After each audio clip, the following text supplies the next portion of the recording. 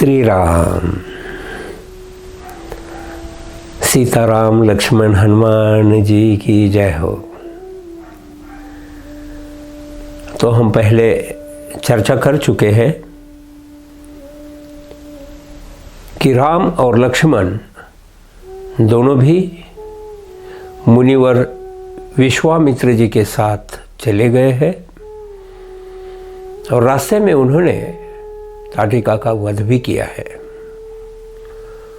उसके बाद उस काम वन में एक दिन ठहरकर अगले दिन प्रातः ये तीनों भी अगली सफर के लिए निकल चुके। जैसे ही आगे चलते रहे तो विश्वामित्र जी राम और लक्ष्मण को साथ में लेकर आगे सिद्ध और चारणों से सेवित सिद्धाश्रम पर पहुंच गए। सिद्धाश्रम की ओर जाते समय प्रभु रामचंद्र और लक्ष्मण जी देख रहे थे, इतना सुंदर और रमणीय प्रदेश था।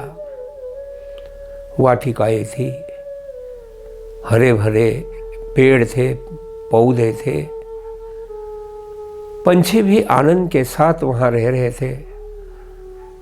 अतिशय विलोभनीय आनंद प्रदान करने वाला वो वन था। बहुत आनंद के साथ जैसे ही वो सिद्धाश्रम के पास पहुंच गए, दूर से ही देखा वहाँ बहुत सुंदर और आकर्षक आश्रम था। बहुत सारी कुटिया थी और वहाँ पहुँचते ही वहाँ के जो मुनिगण थे, उन्होंने जब मुनिवर विश्वामित्र जी को और उनके साथ आए हुए राम लक्ष्मण जी को देखा तो बहुत शीघ्र गति से स्वागत करने के लिए सामने आए। हास्य वदन होकर बहुत नम्रता से और प्रेम से उन्होंने इनका स्वागत किया। जैसे विश्वामित्र जी ने उनको इशारा किया और इशारा होते ही वहाँ के मुनियों ने राम और लक्ष्मण का बहुत हृदयपूर्वक स्वागत किया, आदर किया, सम्मान किया, सत्कार भी किया और बहुत प्रेमवश उनको आश्रम की ओर ले चले। वहाँ उनकी पूजा की, पुष्प अर्पण किए, आसनस्थ किया और जैसे थोड़े समय के लिए वार्तालाप, परिचय इत्यादि हो गया। हो जाने के बाद फल इत्यादि सब कुछ होने के बाद फिर प्रभु रामचंद्र जी विश्वामित्र जी से कहने लगे, पूजांच महतीं चक्रु राम लक्ष्मणयोर्धृतं श्रीरामः कौशिकं प्राह मुने दीक्षां प्रविश्यताम्। वहाँ के मुनियों ने विश्वामित्र जी की आज्ञा से राम लक्ष्मण जी का जो सत्कार किया और पूजा की, वो बहुत महत्वपूर्ण थी। और तदनंतर विश्वामित्र ने सब मुनियों को कहा कि आप अभी अपनी तैयारी कीजिए। और फिर प्रभु रामचंद्र जी विश्वामित्र मुनि जी को निवेदन करते हैं, कृपया आप दीक्षा में स्थित होइए, अर्थात आप अभी यज्ञ की तैयारी कीजिए। जो यज्ञ में बाधा आती थी उसकी रक्षा करने के लिए तो हम आए हैं, आप हमें लेकर आए हैं, तो आप कृपा करके आप वो तैयारी कर लीजिए। ये महाभाग हमें केवल यह दिखा दीजिए कि जो राक्षसगण यहाँ आकर आपके हवन में, आपके यज्ञ में बाधा डालते हैं, जो विघ्न डालते हैं, वो कहाँ से आते हैं, किस ओर से आते हैं, किस प्रकार से यहाँ बाधा लाते हैं, हमें केवल इशारा कीजिए, हमें दिखा दीजिए, बस। बाकी हमारी ओर से जो भी सेवा करनी है आपकी आज्ञा के अनुसार हम सेवा करेंगे। और फिर तैयारी हो गई और प्रातः समय में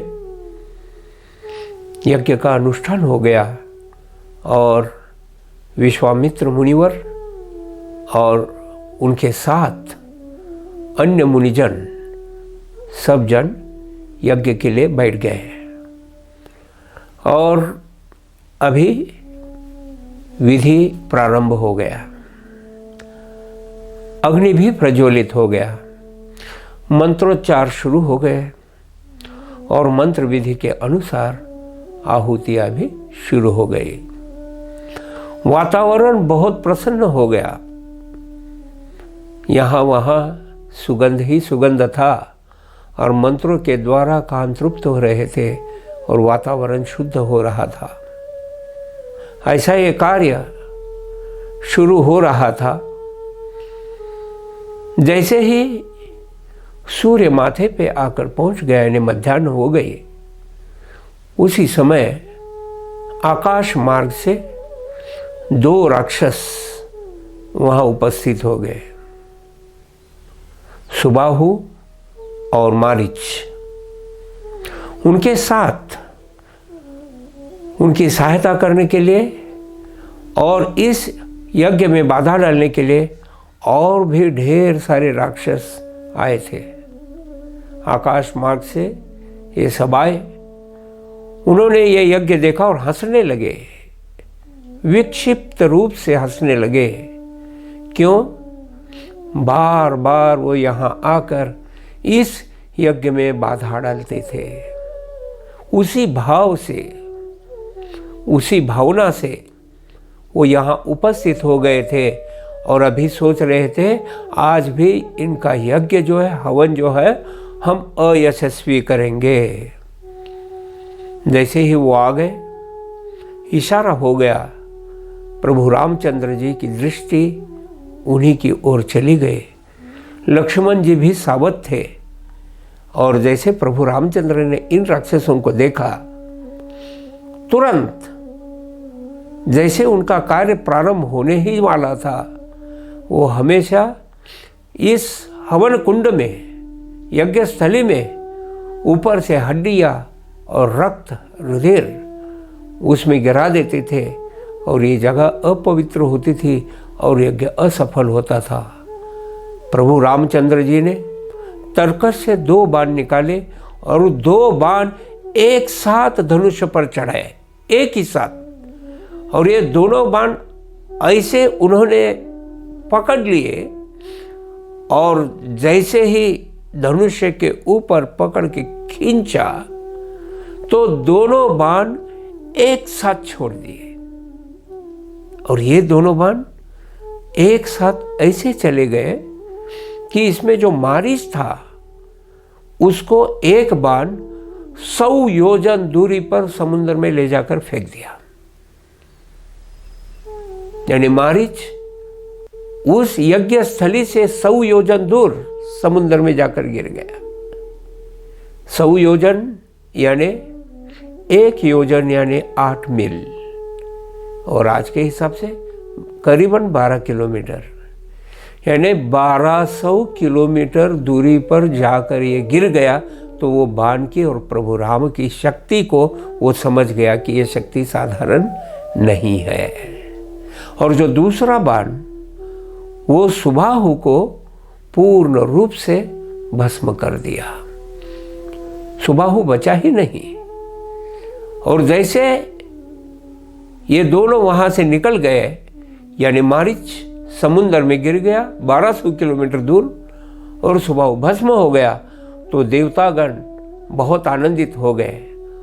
उसी क्षण लक्ष्मण जी ने अपने तीर चलाए और ये दोनों असुरों के साथ जो भी अन्य असुरगण आए थे, अन्य राक्षसगण आए थे, उनको समाप्त कर दिया, उनको मृत्यु दंड दे दिया। तो इस दिन यज्ञ में बाधा नहीं आई, यज्ञ संपन्न हो गया। देवी देवता स्वर्ग के वासी अत्यंत प्रसन्न हो गए, बहुत खुश हो गए। वहाँ से फूलों की वर्षा होने लगी, सुगंधित फूल ऊपर से गिरने लगे। राम लक्ष्मण प्रसन्न थे, संतुष्ट थे। और ऊपर देखा तो देवदुन्दुभी बजने लगी, अनेक मंगल वाद्य बजने लगे। सिद्ध और चारणगण राम और लक्ष्मण की स्तुति और गौरव करने लगे और संपूर्ण वातावरण मंगलमय हो गया और यज्ञ सफल हो गया। जैसे ही यज्ञ सफल हो गया पूर्ण रूप से, तो फिर विश्वामित्र जी वहाँ से उठकर आए और उन्होंने प्रभु रामचंद्र जी को आलिंगन किया बहुत प्रेम से। और आलिंगन करने के बाद उन्होंने राम की पूजा भी की, राम का सम्मान किया और बहुत प्रसन्न वातावरण से सब लोग, यज्ञ तो संपन्न हो ही गया था, यशस्वी हो गया था, तो सब लोग फिर से आश्रम में आ गए। और आश्रम में आकर उस दिन सब लोग बिल्कुल आनंद के साथ वहीं ठहरे। उसके बाद 3 दिन तक विश्वामित्र जी राम और लक्ष्मण को हमारे संस्कृति के, हमारे पुराणों से महत्वपूर्ण जो कथाएं थी वो सुनाते थे, हमारा इतिहास उसके बारे में सुनाते थे। तो 3 दिन तक राम और लक्ष्मण विश्वामित्र जी के द्वारा पुराणों की कथाएं और इतिहास के बारे में सुन रहे थे। तीसरे दिन शाम जैसे ये कथाएं समाप्त हो गई, तो फिर विश्वामित्र जी ने राम जी को बताया कि कल सुबह हमें आगे जाना है, यहाँ से हम जनकपुर चलेंगे,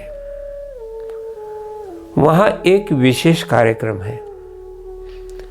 वहाँ धरोहर के रूप में जनक राजा के पास शिवधनुष रखा हुआ है और ये शिवधनुष उसका प्रदर्शन होने वाला है, तो उसका दर्शन करने के लिए हम भी चलेंगे। बड़े बड़े राजा लोग और कई सारे विश्व के विख्यात लोग ये शिवधनुष देखने के लिए वहाँ आने वाले हैं, तो हम लोग भी कल यहाँ से चलेंगे, यहाँ से हमारा प्रस्थान होगा। तो कल आप तैयार रहना, प्रातः विधि होते ही सुबह का जो भी मंगल कार्य है वो समाप्त करके हम साथ में चलेंगे और हमारे साथ कुछ मुनिगण भी चलेंगे। तो इस प्रकार बोलकर उस दिन का विश्राम हो गया और अगले दिन सुबह सब लोग जनकपुर की ओर निकले। जैसे विहार शुरू हो गया, यात्रा शुरू हो गई, चलना प्रारंभ हो गया। आगे चलते गए और गंगा के किनारे आ गए। गंगा जी के किनारे आने के बाद वहाँ एक अद्भुत अनुभव हो गया। प्रभु रामचंद्र जी और लक्ष्मण उस वन को देख रहे थे। वन इतना सुंदर था, इतने अच्छे अच्छे पेड़ थे, बेलाएं थी, सब कुछ था, हरे भरे थे, बहुत अच्छे अच्छे फूल थे, अच्छे अच्छे फल थे, सब कुछ था।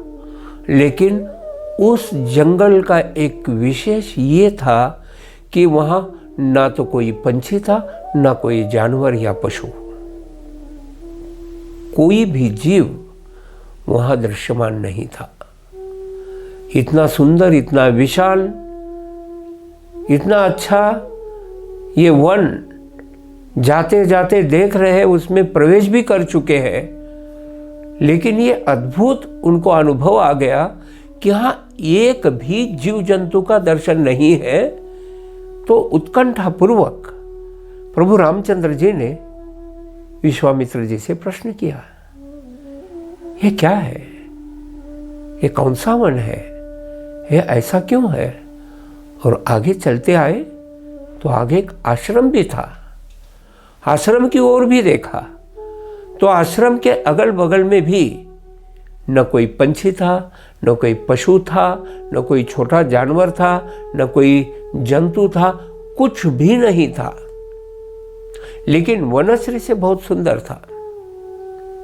तो ऐसा ये निर्जन वन ऐसा क्यों है?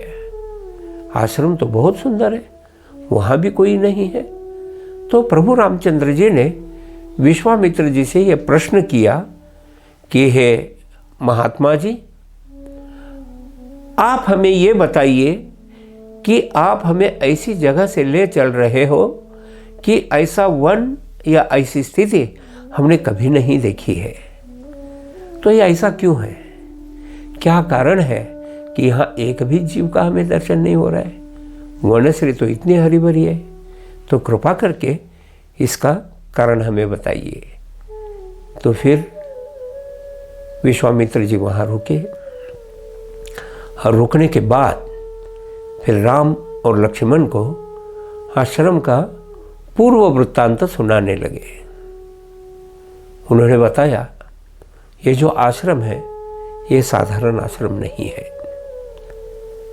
यह आश्रम की महत्ता कुछ और है।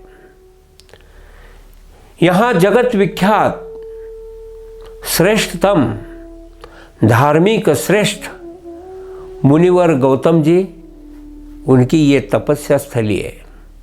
वो यहाँ रहते थे, ये उनकी भूमि है। और यहाँ वो आराधना करते थे श्री हरि की। उनका पूरा दिन श्री हरि की आराधना में ही लगता था।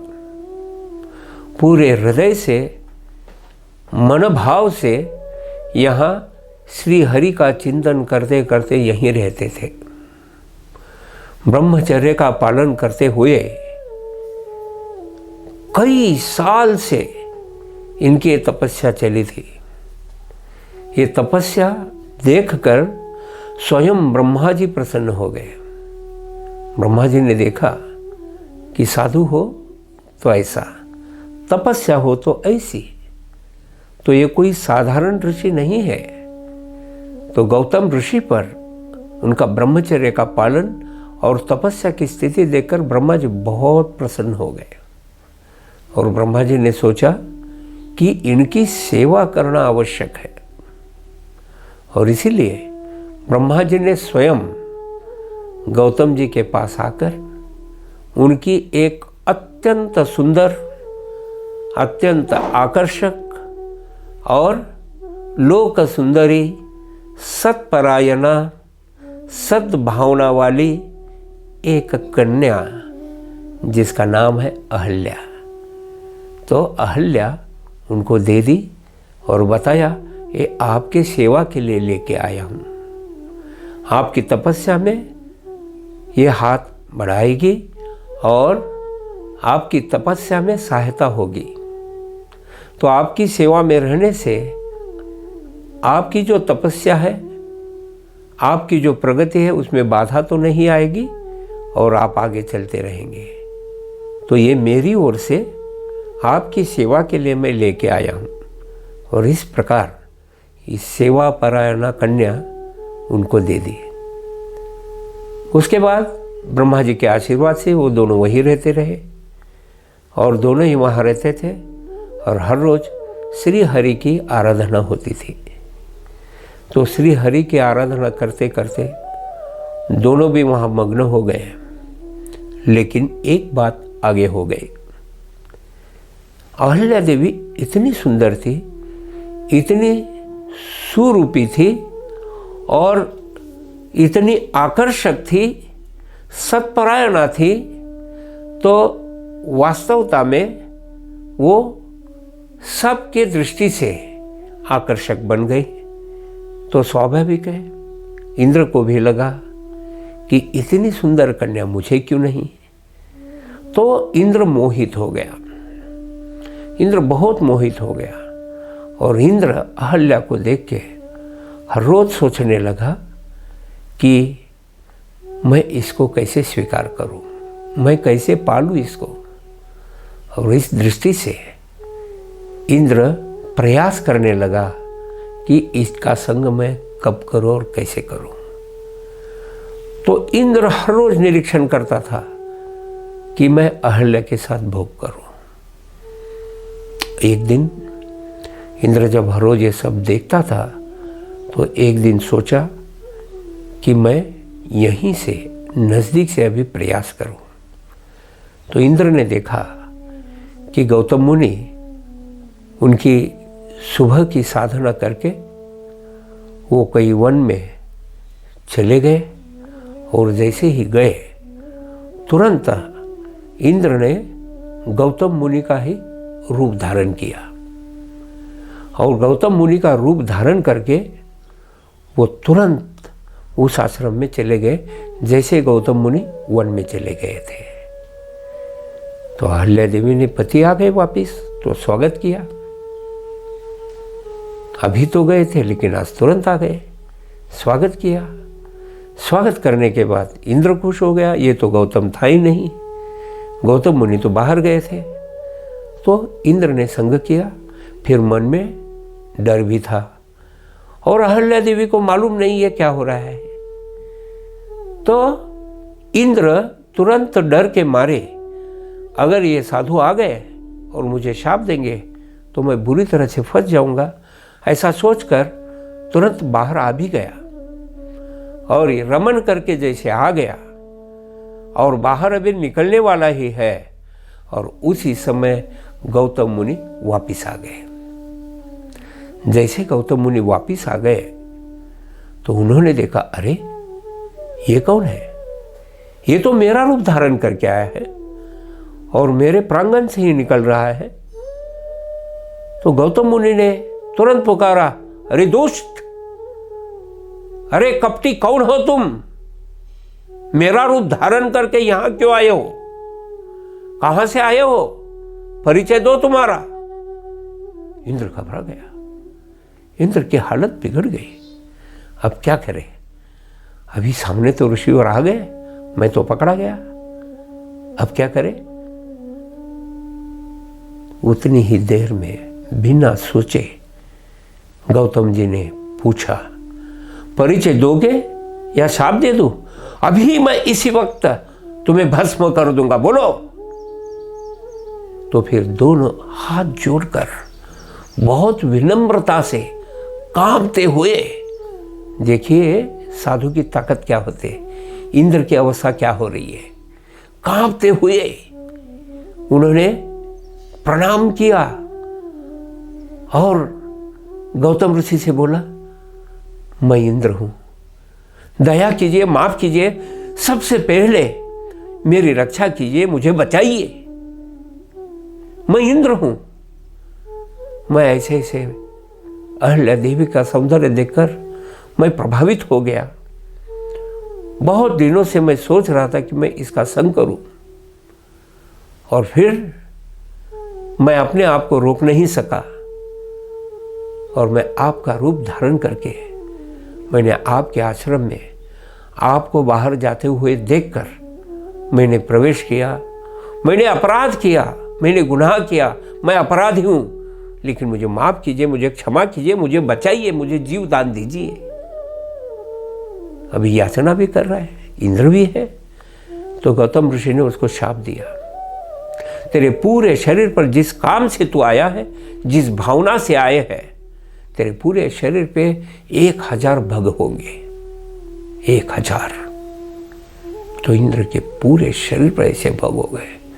इंद्र बहुत शर्मिंदा हो गया, लज्जित हो गया, और वहां से सर नीचे करके चला गया।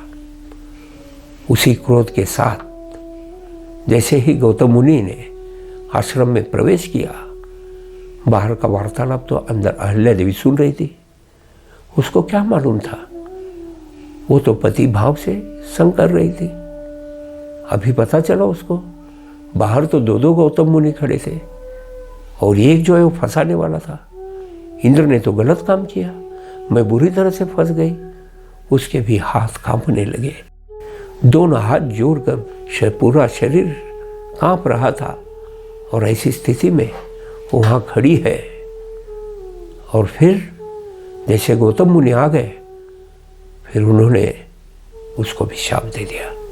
बोले, मूर्ख, दुष्ट, क्या किया तुमने? बहुत बहुत क्रोध से चिल्लाने लगे, डांटने लगे। मैं अभी तुम्हें शाप देता हूं, तुम यहां पत्थर बन के पड़ी रहोगी, यहां पत्थर बन के पड़ी रहोगी। और ध्यान से सुनो। और फिर वहां गौतम ऋषि ने बताया कि यहां कोई जीव जंतु नहीं आएगा, कोई जीव जंतु नहीं रहेगा, और तुम यहां हजारों साल तक पत्थर बन के पड़ी रहेगी, केवल हवा पाओ, हवा का भक्षण करके यहां पड़ी रहोगी। ये पूरा स्थान निर्जन रहेगा, कोई जीव जंतु यहां रुक नहीं सकेगा। ऐसी अवस्था में पड़े रहो। लेकिन एक बात ध्यान में रखो, हजारों सालों की तपस्या से तुम्हारे सब पाप नष्ट हो जाएंगे। और फिर उसके बाद दशरथ नंदन राम और उनके बंधु लक्ष्मण हजारों सालों के बाद वो दोनों यहां आएंगे। उनका अवतार होगा और दोनों यहां आएंगे। और प्रभु रामचंद्र के दोनों चरण जब इस शिला को, इस पत्थर को स्पर्श हो जाएंगे, तो तुम्हारा पूर्व रूप जो है वो प्राप्त हो जाएगा। और उसी आयु में, उसी स्थिति में, उस सुंदर कन्या रूप में फिर प्रकट हो जाओगी। और तब तक मैं हिमालय में तपस्या करने जाऊंगा। इस प्रकार शाप देकर अहल्या देवी वहां पत्थर हो गई, गिर पड़ी। और उस दिन से, उस क्षण से ये वन में न कोई पंछी आता है, न कोई प्राणी। तो इसी अवस्था में ये देखो राम, गौतम ऋषि तो चले गए, वो हिमालय में तपस्या करने लगे। और यहाँ ये अहल्या देवी, ये सामने जो शिला है, ये वही है। तो अभी आपको उद्धार करना है, इस प्रकार से समझाया। अभी प्रभु रामचंद्र जी को आज्ञा कर रहे हैं विश्वामित्र जी। अभी आगे हम देखते हैं कल के प्रवचन में कि प्रभु रामचंद्र जी कैसा उद्धार करते हैं, फिर अहल्या देवी का उद्धार कैसे होती है, अहल्या देवी किस प्रकार से प्रार्थना करती है, और वो प्रार्थना का महत्व और श्रुतिफल क्या है, उसके बारे में भी हम अगले प्रवचन में चर्चा करेंगे। श्री राम।